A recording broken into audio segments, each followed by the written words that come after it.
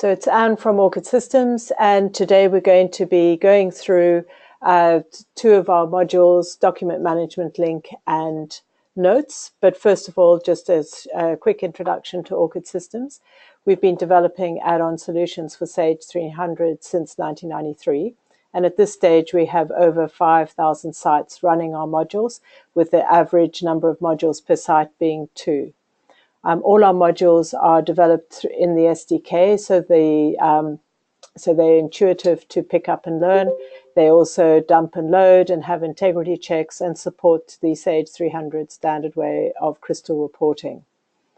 Over the years, we've had EFT Gold certified, and RMA has been OEM by Sage, and accordingly we have a very close working relationship with the Sage development team in Richmond, which we think helps us with our module development.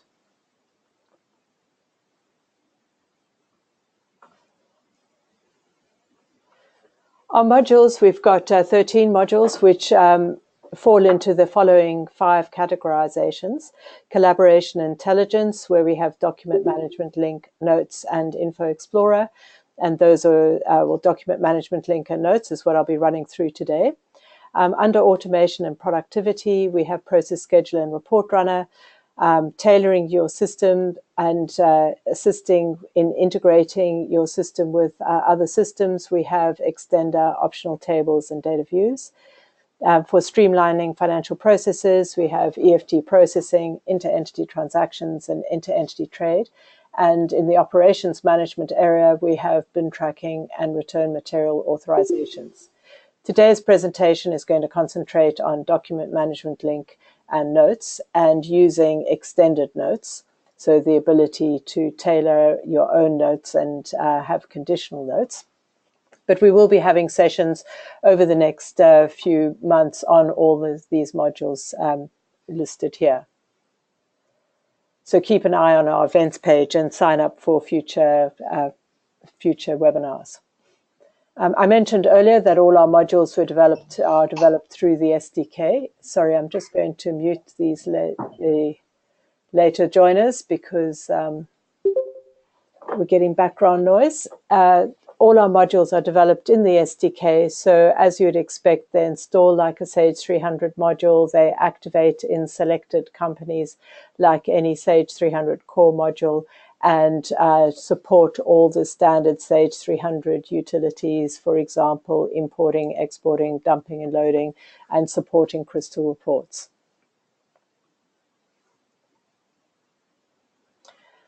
The first module I'm going to demonstrate and run through is Information Manager Notes. And you can identify which customers who need notes when you see that they regularly referring to information outside Sage 300 and having to share this information with their colleagues using post-it notes or printed documentation or files served on the server somewhere where they have to remember where they are and how to go and find them when they need them. What Notes provides is the ability to have context-sensitive notes. So when you're looking at the customer, then it will show you the extra notes that you need for that particular customer, either when you're looking at the customer's activity or perhaps when you're entering an order for the customer. As and when that customer is on the screen, the notes are shown to that particular operator at that point in time. The notes can be free text, formatted as long as you want. They can include images. They can include hyperlinks, for example, to websites or documents stored on the network. But all of this information is stored within the Sage 300 database and displayed when it's configured to be displayed. I've pretty much run through all of those, but just to say that the notes can be as long as you want. And although Sage 300 SDK limits your field length to 250 characters, you are able to have notes as long as you want, and the notes are split up into 250 characters and saved away in the database, but still accessible via your Crystal reports or any reporting tool that you're using on your Sage 300 database. New features that we've included recently in Notes is the ability to have a SmartLink on a configured screen, which allows you to send an email link back to that screen and data that's in that. So for example, if you're in a general ledger batch and you're looking at entry number 3, you can send somebody a link back to the GL batch entry number 3, and they simply need to click on the link and follow through to see that particular data. We've also colored the Notes alert box, the same color that you've set up for the customer, for the company in admin services, so that you can easily see, if you're running in multiple companies with multiple notes configured, you can easily see which company the notes relate to. And we've enabled the ability to do conditional notes using extender. So you can say, when they view this customer and this item combination, then show me this note. But for other notes, you might, other items, other customers, you might have either a different note or no note. And all of this I'll be showing you shortly. So just a screenshot to show you the notes. So down the right-hand side is my alert, what we call the document management link or notes alert box. You'll notice that it's got the same label as the company that you're working in. So I'm working in Orc Ltd on the order entry screen, and the note box that belongs to order entries for Orc Ltd is got the same label, so you can easily identify which notes relate to which screen. I'm showing multiple notes. The first one's attached to my optional field for the customer. The second one's attached to the customer code itself. The third one is attached to the item and customer combination. So I'm only seeing that one because I've got the highlighted item A11030 is highlighted in the grid. You'll see that notes can have different colors, so you can color them. For example, all the customer ones are yellow unless it's urgent, in which case we've made it red or pink. And the last one down at the bottom of the screen is showing a note which is attached to the item only. So in previous releases before 2016, we couldn't out of the box connect notes or documents to any field in the grid, but we're now able to do that. And you can see without customization to the OE screen, we're seeing notes associated with item A11030. And in this particular case, the note is containing both a picture and a hyperlink to another document on the network somewhere. You'll also see sitting on the top of the order entry screen on the right-hand side, there's a little green envelope and a yellow note. So those two icons are also new, came in late last year. So the yellow one shows you that Notes has been configured around the screen, and Notes or document management link. And if they're yellow squiggly lines, then it means there are some notes as well for this particular customer or item or whatever you're configuring around. Previously, you would have to, if there were no notes configured, there were no notes for the actual screen that you have open. So for example, if I didn't have any notes for either customer 1200 or item A11030, then the note box would be, it wouldn't be visible. And the only way you could call up the note box to add a new one would be to hit function key F11. You can still do that, or you can just click on that yellow icon to force the note box to open up. And the new green icon is our SmartLink. So clicking on that would launch your email client and enable you to paste back into the email a link to order number, in this case, order number 4. And this is what I'll be showing you shortly. So I'll just go through the overview of Document Management Link and then show you both products at the same time, because they work, they are configured and they work in a very similar way. So for Document Management Link, the need for that is if people are constantly having to find and search for documents, either invoices, contracts, or maybe price lists, information which is stored in documents, but is, they need it at the time when they're doing a purchase order or doing a purchase requisition or creating a sales order. And especially today with more and more people working remotely, you find it harder to share information just by passing information around the office. So if it's stored centrally but accessible at the time when people need it, it makes it much more efficient processing. So Document Management Link enables you to attach documents in a similar way to notes around a screen and a field label. So at the time of entering the purchase order, the vendor's price list would be visible, or the terms and conditions of ordering from that particular vendor would be visible. You can drag and drop the documents, and they will be automatically filed away into the Document Management Link configured directory. And these documents could be stored either on a network drive or in SharePoint or in any map drive, for example, OneDrive, Google Drive, or Dropbox. So any of these shared tools. So your documents are both stored off-site, they're being backed up constantly, and also available to anyone who has the access rights to that particular drive. So very similar to Notes, just showing you a picture of it, a screenshot of it. In this particular case, I'm showing documents attached to my AP vendor and the AP vendor invoice. So the top box is showing me my individual invoice that is open on the AP invoice entry screen. So you can see it's INV 123, and in the top box of the alert box, we're seeing the individual invoice, INV 123. But when you, the second box is showing all the invoices associated with vendor 1200.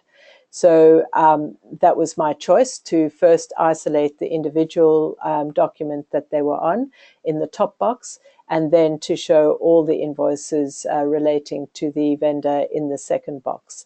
And you would see that the invoice 123 is in both boxes. So the top one is simply a filter placed on the second box, and that's how that's achieved. And the third box down is showing the contracts associated with this vendor. And I know from the configuration that those vendor contracts are stored in SharePoint, in a SharePoint library, whereas the individual invoices and the invoices for the vendor are stored on a network drive. And this is the configuration I'm going to demonstrate to you, this and Notes, and I'll move on to the product now.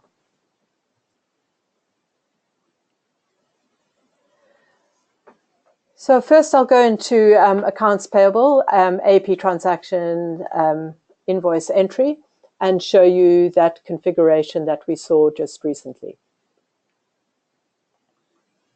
So opening up my AP batch,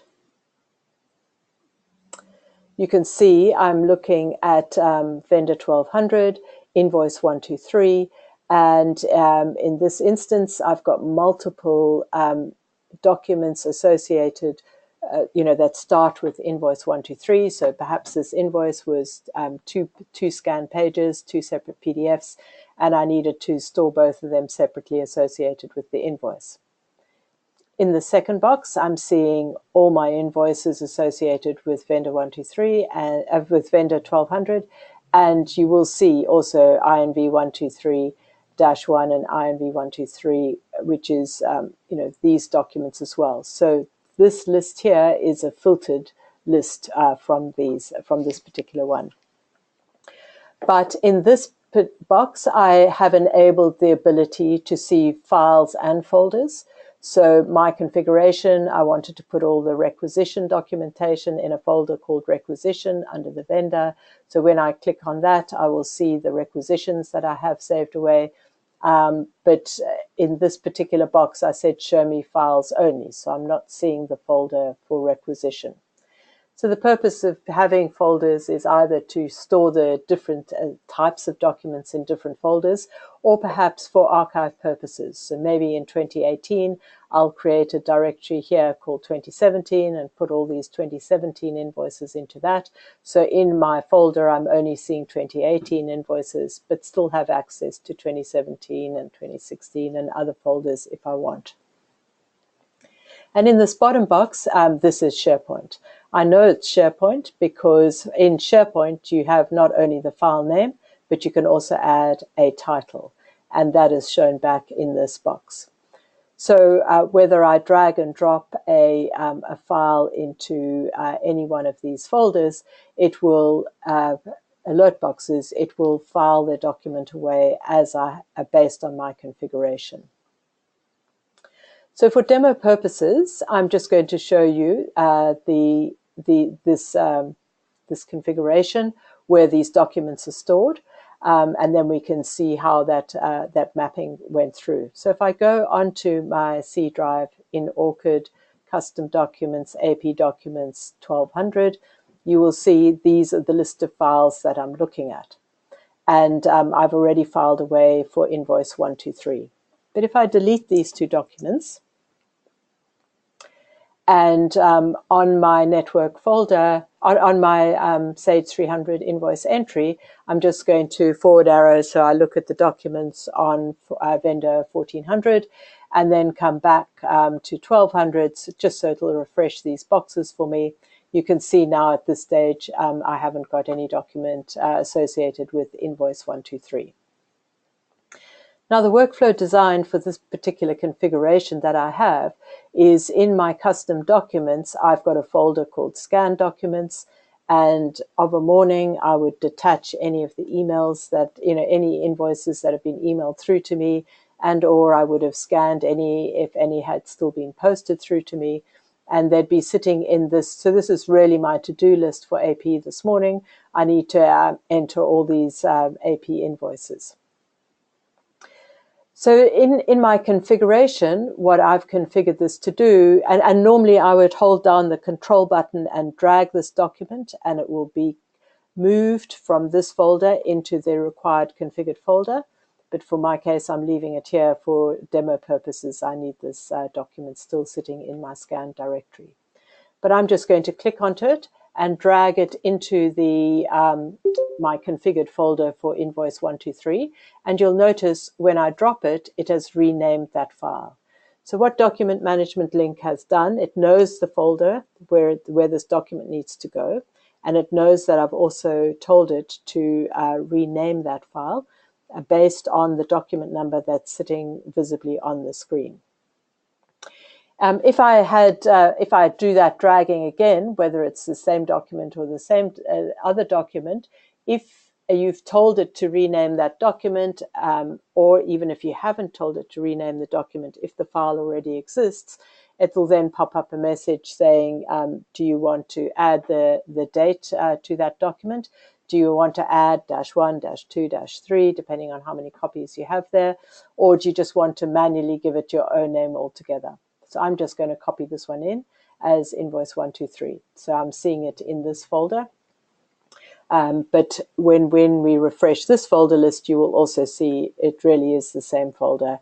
It's just been isolated by applying a filter of all documents that start with the document number that's on the screen. And the final thing you're seeing here is my notes. So these are free format text notes that have been associated with the vendor number. And when I go to edit it, because I've said in my initial setup, I said I only keep one note for my vendors. It's not that I have multiple notes that I want to keep track on. So when I click edit, it automatically takes me in that I can change this note and save it. But this also assumes that I have the ability to edit this note, not just view this note. So I could change here and save, and you'll notice that it's got a default color of green, which is what I associated with my vendor documents. Clicking onto my vendor 1400, I see that I've got some invoices. I don't have any documents in SharePoint, but if I was to drag and drop one of those documents into here, it would upload it into SharePoint, and I have no note at all. So I could click on New and say what type of thing I want to create. So let's say I want to create a new note for vendor 1400. I could then go ahead and say add my note. And next time I look at vendor 1400, I would see that note down here. So if I flick off to back to 1 and come back to 2 again, you'll see the note that I've just added. So let's go and have a look and see how the configuration works around the AP invoice entry for my field called vendor number and my field called document number. So this configuration is done in Information Manager Setup. For the notes, you have to first set yourself up a note type. So the note type that I demonstrated there was associated with vendors, and it is my vendor notes. So I created a note type. I said, no, I don't allow multiple notes. So that is why when I edited it, I just got presented with the note itself. If I had allowed multiple notes, I would have been presented with a list of notes, the existing ones, plus the ability to insert a new one. And it's been assigned a default category. I'll show you where we set up the categories, which indeed is really the color that I saw, that green color. After creating your note types, you need to have roles. So for example, the admin role can add, view, edit, and delete all of the different note types, whereas the purchasers role can only add, view, edit, and delete the item notes. And the sales role can add, view, edit, and delete all the customer-related notes. But maybe you would have, perhaps you could say that the sales role could view some of the vendor notes or something like that. But this, depending on which role you belong to, you will see or may or not, and be able to amend or insert or delete notes. And the final thing you need to do is assign your users to roles. So I'm currently signed on as admin. In the admin role, so I have access to all those notes.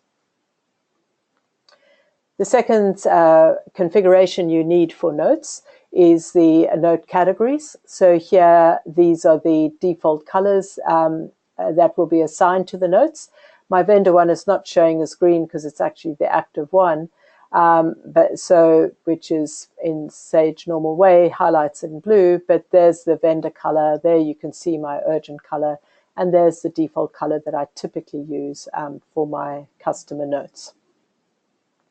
And the last piece of configuration is which fields, which screens do you want to trigger notes from.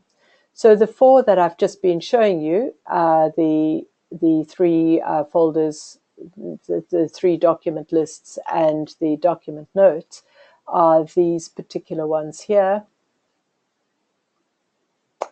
So I'll just go into the details. It's a little bit easier to read the setup if you can see the details. And I should do it really in order of these numbers. So let me do that, because then it makes sense from the boxes that we saw.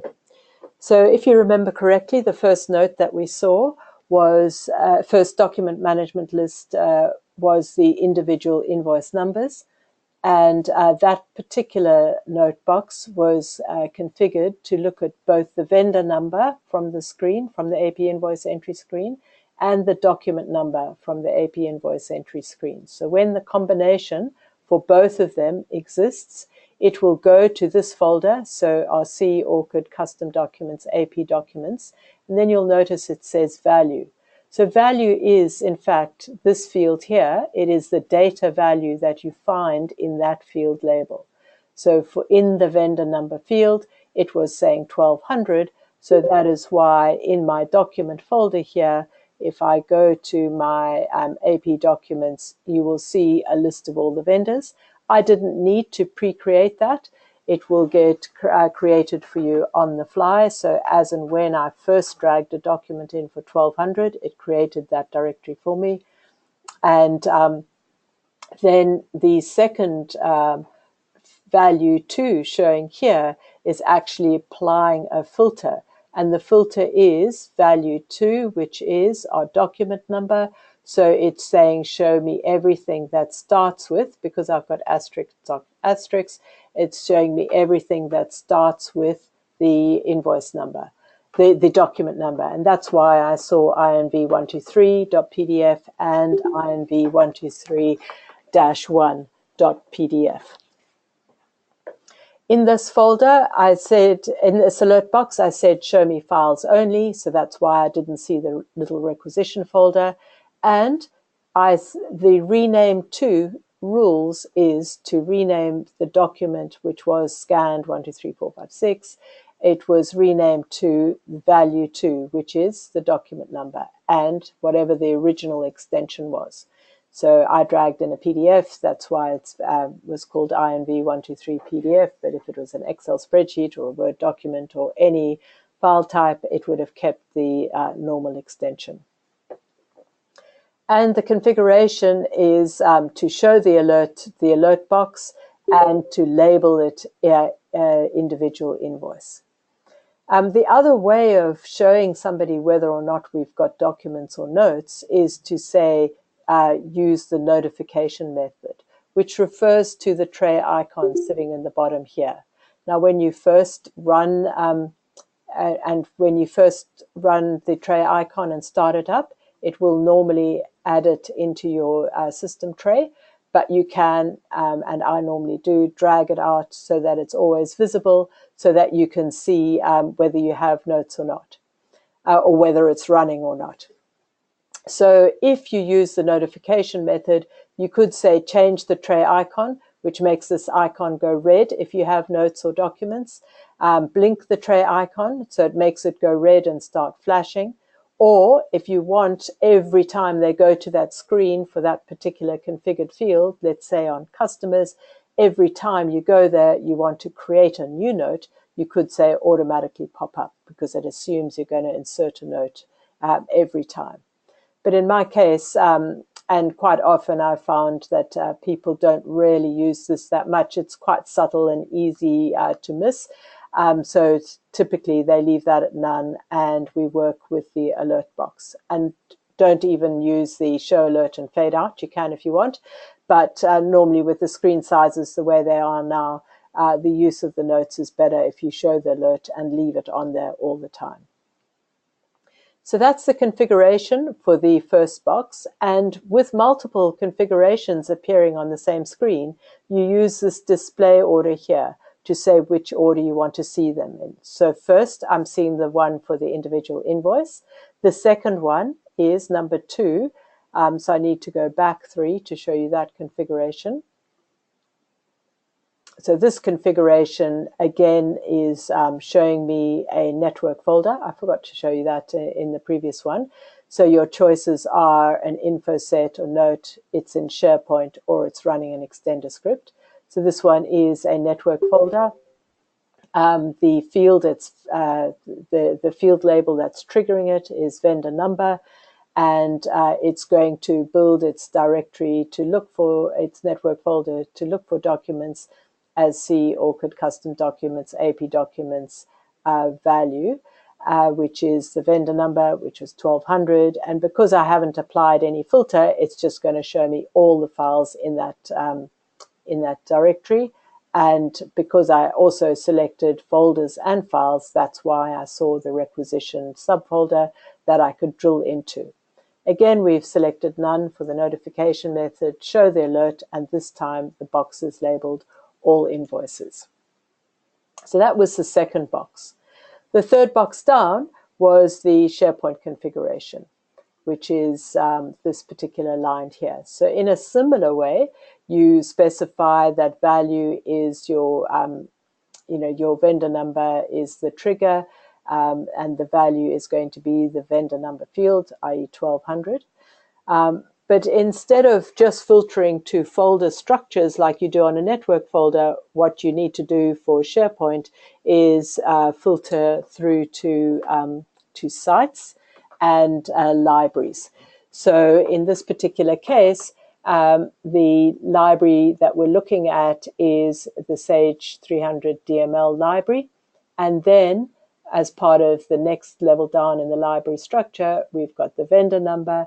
And within that, we've got another folder or library called contracts. So this would build this up to, say, Sage 300 DML, 1200 contracts, and then it's showing all the documents in that folder that satisfy this particular filter, which is saying the vendor, the documents have been have tagged as vendor related, i.e. they came from the vendor number field, and the vendor value is 1200.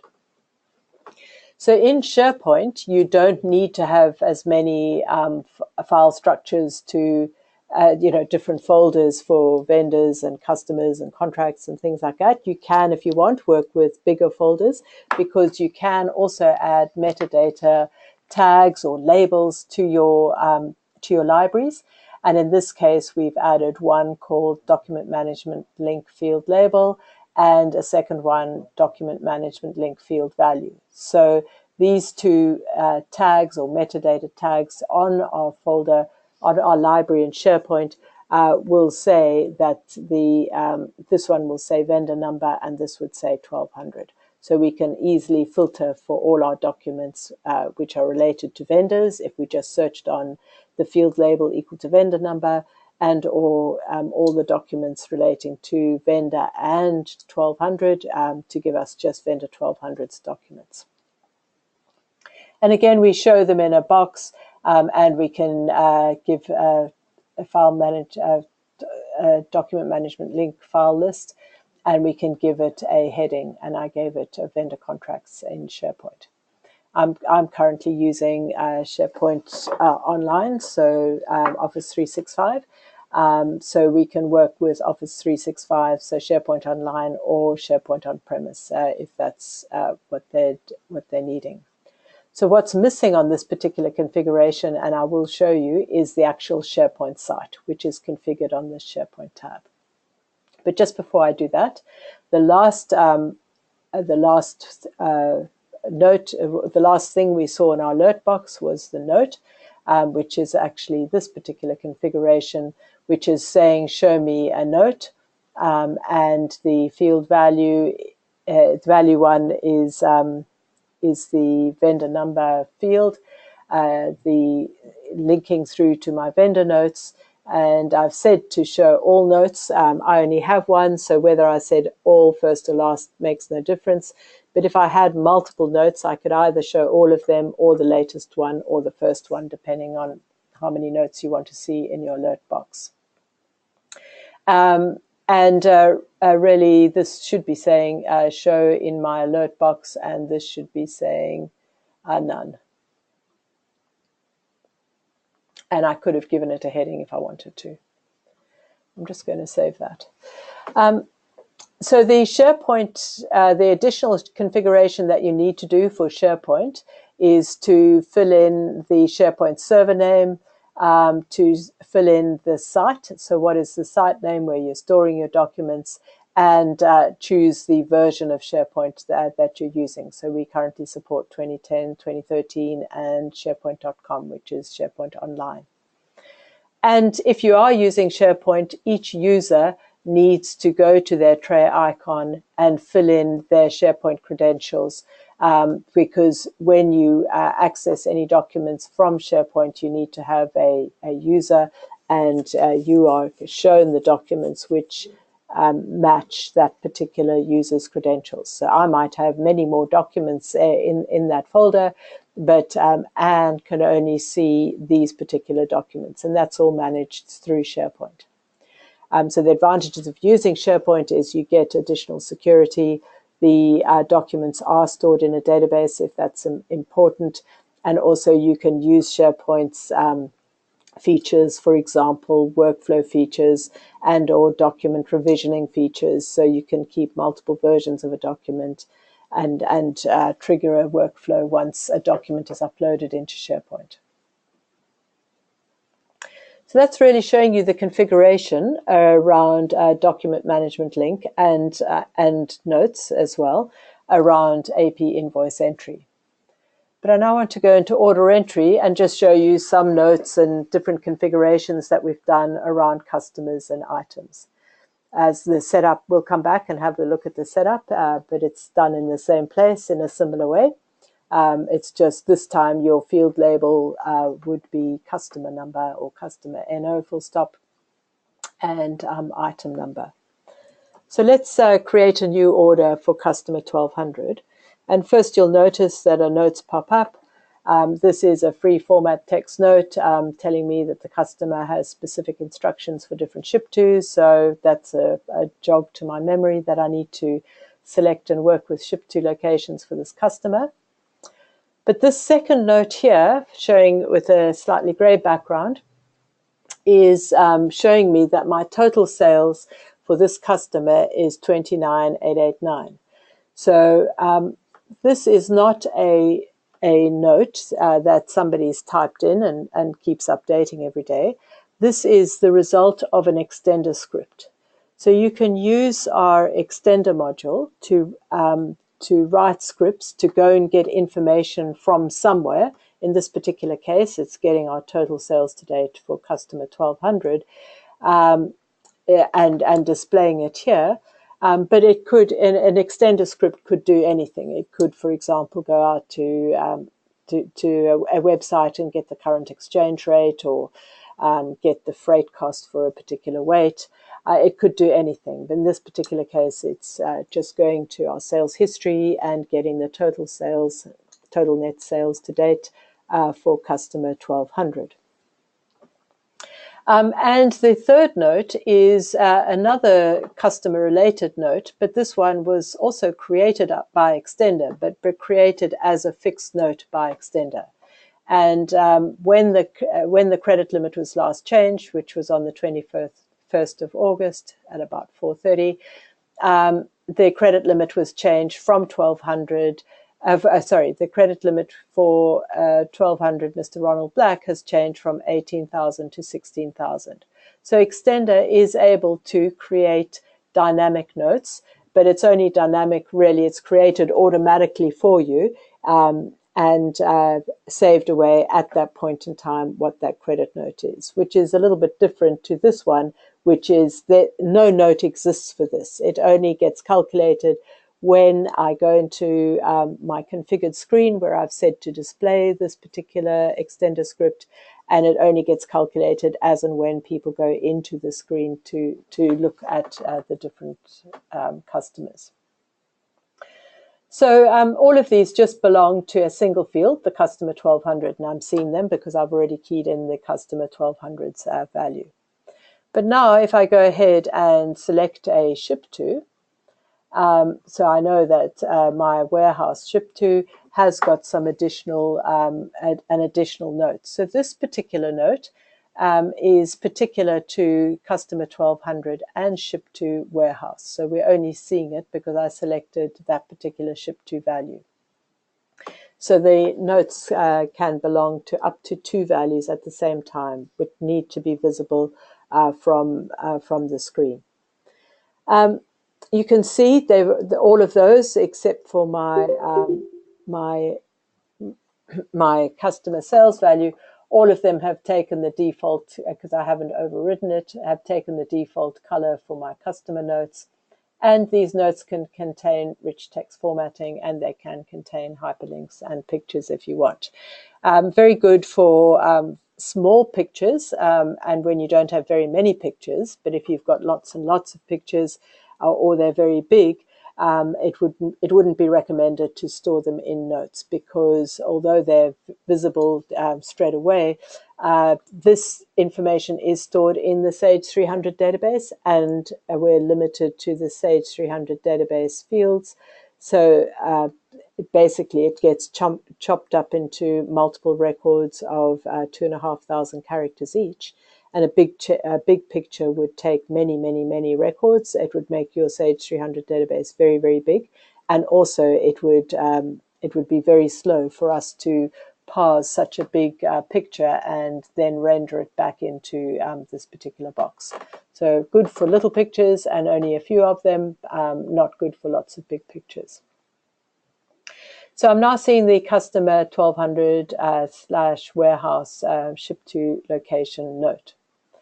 And as I go on to my item, you can see that Notes is automatically, document management link, has automatically recognized that we do have documents associated with items.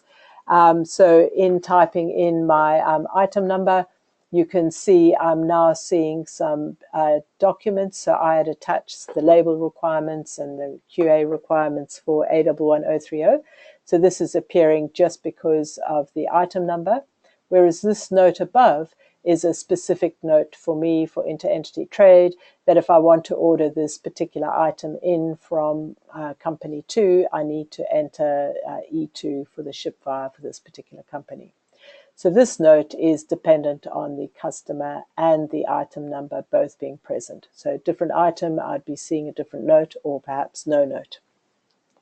But you'll also notice another new grid has appeared, and this is showing me my total quantity sold to of the A11030 to 1200, and the net sales of that particular item, and it's calculating through for me the average price of that item. So and that is the result of an extender script. So extender can get information from within Sage 300 certainly, but also from wherever you need, and display it at the point in time that you need it. So these two sample scripts, they're fairly new scripts, and they'll be going up onto the website probably tomorrow. So have a look at the custom scripts page, and you will see these two sample scripts up there. We're also going to be adding a similar style script based on vendor purchases, either total PO, total invoices for the vendor, and then total per vendor per item, so that you've got some samples to show around PO as well.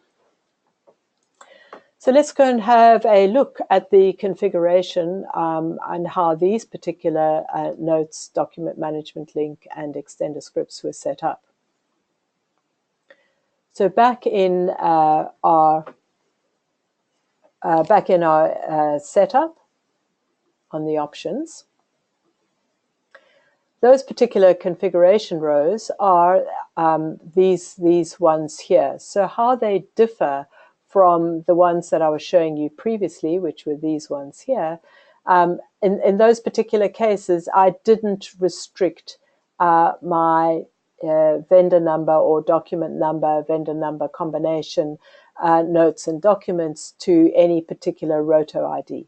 If you fill in a roto ID, it restricts those things to show only around that particular roto ID. The roto ID is the Sage 300 way of telling you what screen you're running.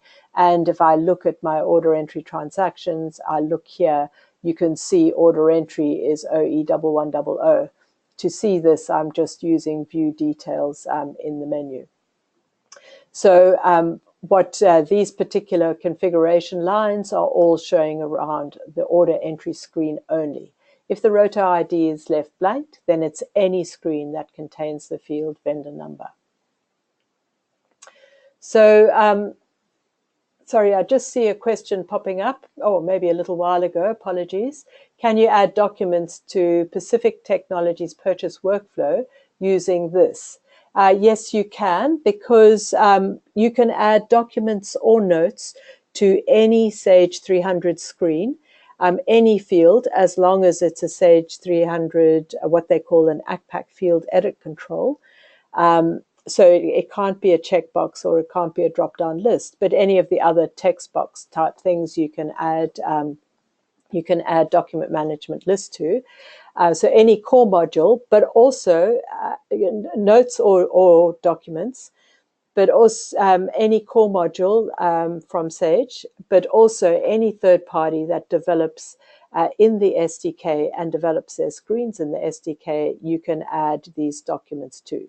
So yes, you can add documents to Pacific Technologies, requisitions, purchase orders, and so on. And the difference will be that they're not stored in the document, that they're just stored as a link, and you will then be able to see them in AP as well.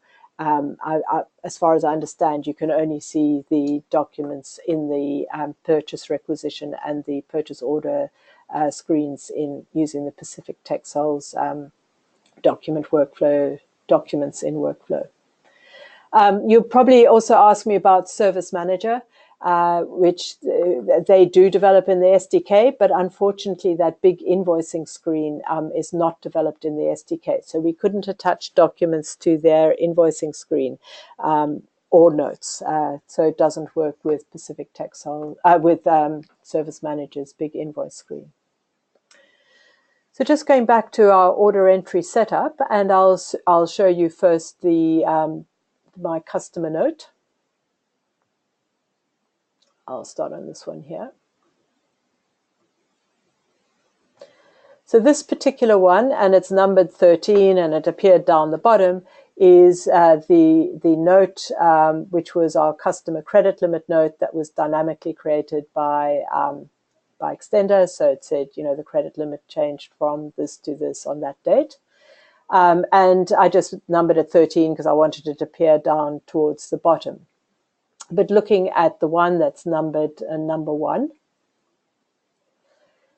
so instead of choosing a note, this time we chose an extender script. So this is the script that showed us the total sales for customer 1200.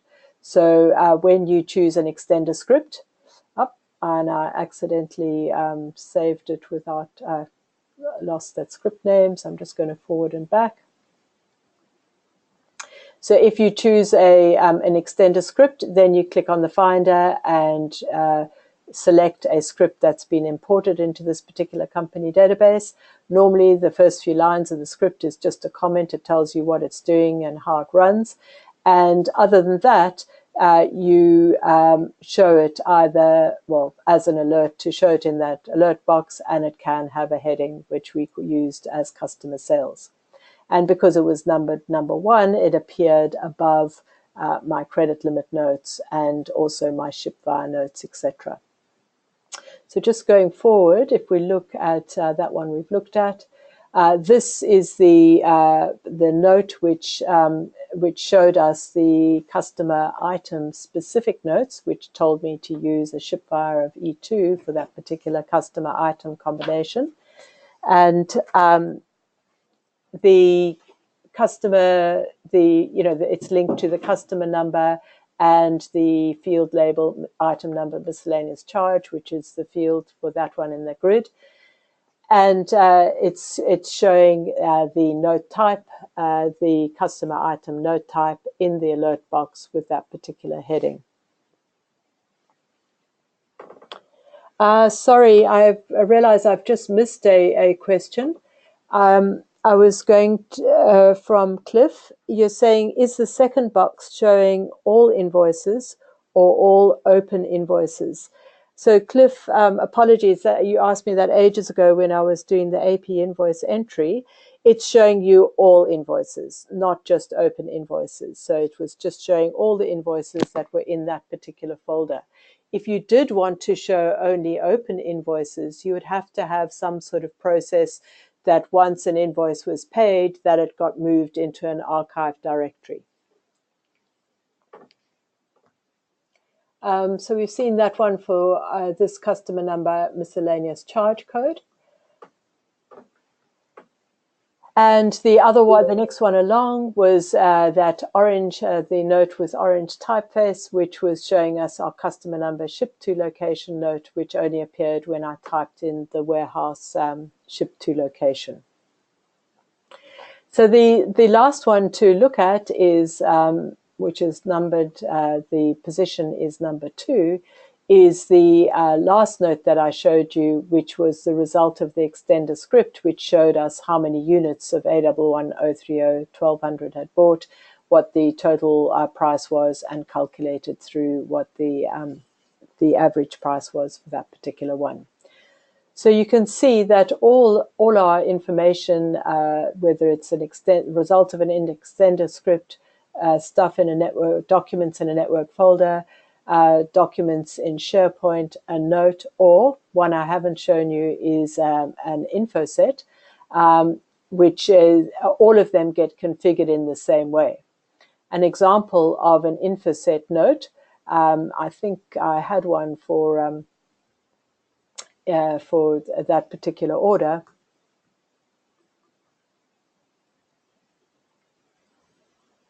So if I just go either onto the first order that's available, so I had some InfoSet notes associated with location 4, but it's just, you know, I've got so many notes, it was just off the screen. So this particular note is coming to me from an InfoSet, which is a good way to store structured notes. If you want a set number of fields as opposed to a free text or free format type note box, you can do that.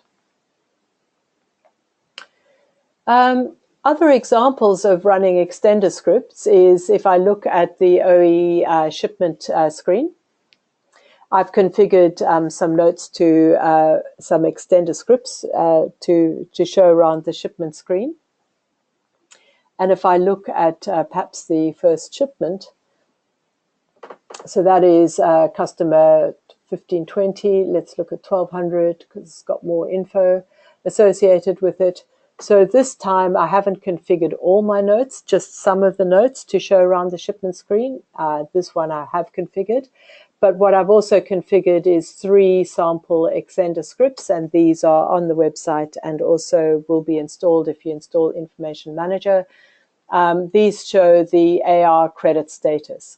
So if I click on my Open button, which has been configured to open the AR inquiry screen, and if I go onto my credit status screen, you can see the, and because I'd configured notes around my custom inquiry, I'm now seeing those too. But you can see that this is showing the 120,000 as the open AR, 64 in pending batches. This one's showing an OE pending of 33, whereas we're showing 31. I'm not quite sure what that 1,000 difference is. But we didn't read this from the credit status. We're reading this dynamically off orders because we've got drill down. If I was to double click on this, it would open up all those orders that make that up, and the other fields that are coming to us from the credit status. We're also showing the aging, which is aging the balance outstanding. So it's essentially doing the same as what I'm doing here. It's aging as of document date. It's passing in the session date, your system date, which is why everything is showing as current, and it's passing in a big date as the cutoff date, essentially no cutoff date, and it's really reading back these values and displaying them in the list. You can also double click on these and it would show you the transactions that make up that particular bucket, aging bucket. Also, there's another sample script that shows you all the back orders, all the orders which are not yet complete for this particular customer. And double clicking on any one of those opens up that particular document and lets you, as if you had gone to OE and searched for custom, ordered 64, and you're seeing then again the notes as were configured around that particular order. So for order 64, the active item is A1900. So I'm seeing obviously a different net sales and different notes associated with it and documents because it's a different item that's active. So the final thing to show you is the SmartLink. Which is this green icon, which if you have Orchid users, you will have a green icon on all Sage 300 screens, and any Sage 300 screen developed in the SDK. And what it allows you to do is to email somebody a link back to this screen with that data value in. So, for example, if I was to say, create me an email SmartLink, it just opens up the default email client that you're using on this particular screen. So you would fill in who you want to be sending it to, type what you want in, and Control V will paste a link back to that particular document. So if I was to delete, or if I was in a GL batch, if I was on journal entry number 3, batch 363, that's what the link would be back to. So just to show how it's working, let me just close down order entry. And if I slowly hover over that, you can see it's got a link back to a web service called Orchid, and it's linking back into the correct company, Orc Ltd, to the screen OE1100 where the order number equals, and then it provides the order number. So if I was to click to open or double click to follow it through and open up that hyperlink, it is, if I wasn't logged on to Sage in the background, it would prompt me my user ID and password to log in, and it will paste in, missing the order. I wonder why that happened.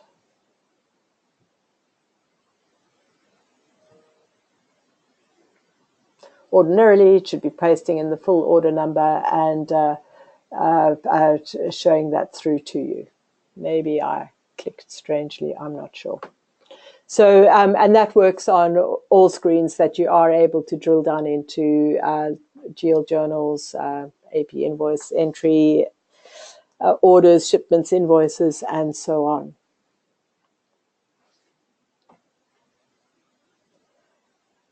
Okay, so that's what I was planning to show you. So you can either open yourself up if you've got any questions, or do them in the chat box if there's anything I haven't covered off. So a question is, what if I'm opening this link from the system in which Sage 300 is not installed? Well, nothing will happen, because it requires, I suspect it'll probably say page not found. It's assuming that you do have Sage 300 installed and knows how to, and that you can log in.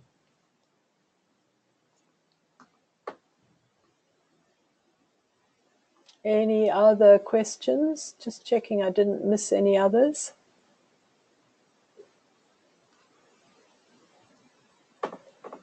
Any other questions? If not, I'm going to stop the recording.